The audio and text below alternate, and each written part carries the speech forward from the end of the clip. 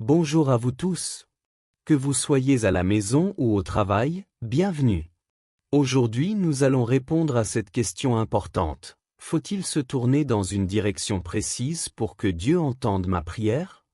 La Bible va nous donner une réponse claire et pleine de liberté. Prêt? Allons-y ensemble. Nous sommes tous confrontés à beaucoup de stress, les factures qui s'accumulent, l'insécurité, les réseaux sociaux qui nous font comparer notre vie, et l'avenir qui inquiète surtout les jeunes. Nous avons tous besoin de prier, mais parfois nous pensons qu'il faut une direction précise, sinon notre prière ne sera pas entendue. Pourtant, la Bible nous libère complètement de cette idée. Dieu n'est pas limité par une boussole ou par un point cardinal. Il est bien plus grand que cela. Dans l'Ancien Testament, il y avait un symbole important lié au Temple de Jérusalem. Écoutons ce que dit la Bible. Dans le livre de Daniel, au chapitre 6 verset 10, il est écrit « Lorsque Daniel sut que le décret était signé, il alla dans sa maison, où les fenêtres de sa chambre supérieure étaient ouvertes du côté de Jérusalem. Il se mettait à genoux 3 fois par jour, priait et louait Dieu, comme il le faisait auparavant. » Daniel faisait face à Jérusalem parce qu'il était en exil et que le temple représentait pour lui la présence de Dieu. C'était son habitude personnelle, pas une règle obligatoire pour tout le monde. Dans le premier livre des rois, au chapitre 8 versets 44 à 48, pendant la prière de dédicace du temple par Salomon, nous lisons « S'il t'adresse des prières, les regards tournés vers la ville que tu as choisie et vers la maison que j'ai bâtie à ton nom, exauce des cieux leurs prières.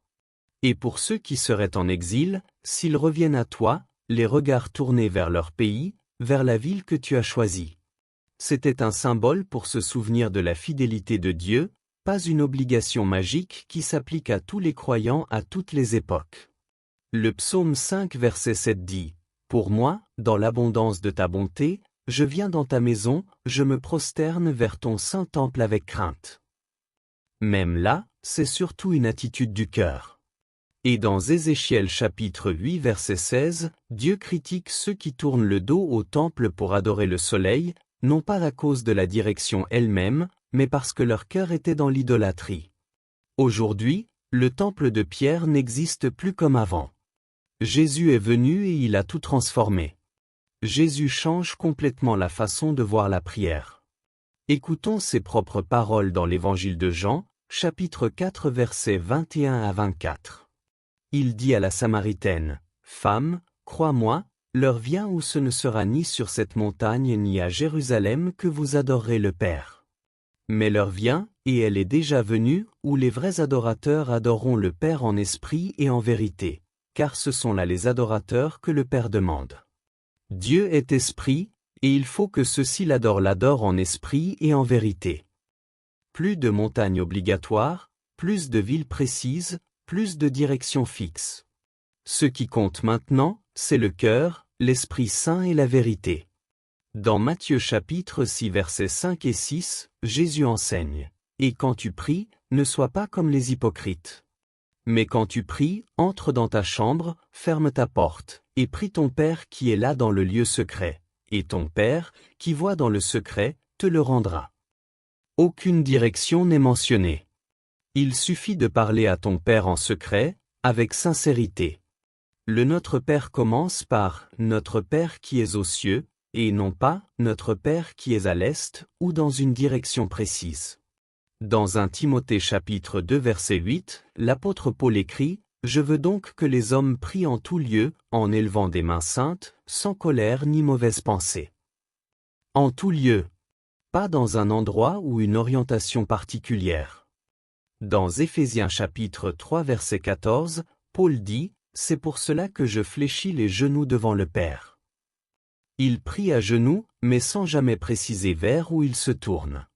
Et dans 1 Thessaloniciens chapitre 5 verset 17, c'est encore plus clair, priez sans cesse. Comment pourrions-nous prier sans cesse si nous devions toujours courir vers une fenêtre orientée dans une direction précise? C'est impossible. Dans le livre des Actes chapitre 7 versets 48 et 49, Étienne rappelle, « Le Très-Haut n'habite pas dans des temples faits de mains d'hommes. » Et dans 2 Corinthiens chapitre 6 verset 16, nous apprenons que nous sommes le temple du Dieu vivant. Ton corps et ton cœur sont maintenant le lieu où Dieu habite par son esprit. Le psaume 139 versets 7 à 10 le confirme magnifiquement. Où irai-je loin de ton esprit? Où fuirai-je loin de ta face? Si je monte aux cieux, tu y es, si je me couche au séjour des morts, t'y voilà. Même là, ta main me conduira. Dieu est partout, dans le bus, dans ta chambre, sur le terrain de foot, partout où tu te trouves. La direction la plus importante, ce n'est pas celle de ton corps, mais celle de ton cœur vers Dieu. La Bible dit dans 1 Samuel chapitre 16 verset 7 que « l'Éternel regarde au cœur ». Tu peux prier couché dans ton lit. Le psaume 4 verset 4 dit « Agitez-vous sur votre couche et soyez tranquille ». Tu peux simplement dire « Papa Dieu, j'ai peur, aide-moi ». Tu peux prier dans les embouteillages, en marchant vers l'école ou avec tes écouteurs. 1 Timothée 2 verset 8 nous dit « En tout lieu ». Pendant que vous préparez le repas ou que vous conduisez, souvenez-vous du psaume 55 verset 17, « Le soir, le matin et à midi, je pleurerai et je gémirai. » À n'importe quelle heure et n'importe où. Même assis ou allongé, le psaume 63 verset 6 dit, « Quand je pense à toi sur ma couche, je médite sur toi pendant les veilles de la nuit. » La Bible nous montre aussi différentes postures possibles. On peut prier debout comme dans Marc 11 verset 25, à genoux, les mains levées comme dans 1 Timothée 2 verset 8, face contre terre comme Jésus à Gethsémanée dans Matthieu 26 verset 39, ou les yeux levés vers le ciel comme Jésus dans Jean 17 verset 1. Ce qui compte vraiment, ce n'est pas la posture ou la direction, mais la sincérité et la foi. Jacques 5 verset 16 nous rappelle que la prière du juste a une grande efficace. Beaucoup de personnes vivent cette liberté aujourd'hui. Une maman qui prie chaque matin dans sa cuisine en préparant le repas, un jeune qui prie en mototaxi au milieu des embouteillages, un enfant qui prie dans sa classe avant un examen, un grand-père qui prie allongé sur son lit. Toutes ces histoires montrent que Dieu répond quand le cœur est tourné vers lui, comme le dit le psaume 139. Voici donc la réponse claire de la Bible. Non, il n'est pas nécessaire de se tourner dans une direction précise pour prier. Ce qui compte, c'est ton cœur tourné vers Dieu, en esprit et en vérité comme le dit Jean chapitre 4 versets 23 et 24, en tout lieu comme dans 1 Timothée chapitre 2 verset 8, et sans cesse comme dans 1 Thessaloniciens chapitre 5 verset 17. Maintenant, je t'invite à faire une petite pause de 30 secondes. Où que tu sois en ce moment, ferme les yeux ou garde-les ouverts, et parle simplement à Dieu dans ton cœur. Dis-lui ce que tu as sur le cœur. Père céleste, merci pour cette grande liberté que tu nous donnes. Merci que tu n'habites pas dans un temple fait de mains d'hommes, mais que tu vis en nous par ton Esprit Saint. Aide chaque enfant, chaque jeune, chaque parent et chaque grand-parent qui regarde cette vidéo à prier librement, avec sincérité et avec foi. Remplis-nous de ta présence et donne-nous le courage de te parler chaque jour.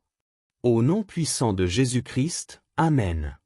Si cette vidéo t'a béni, n'hésite pas à liker, à la partager avec tes amis de tous âges, et à t'abonner pour ne rien manquer.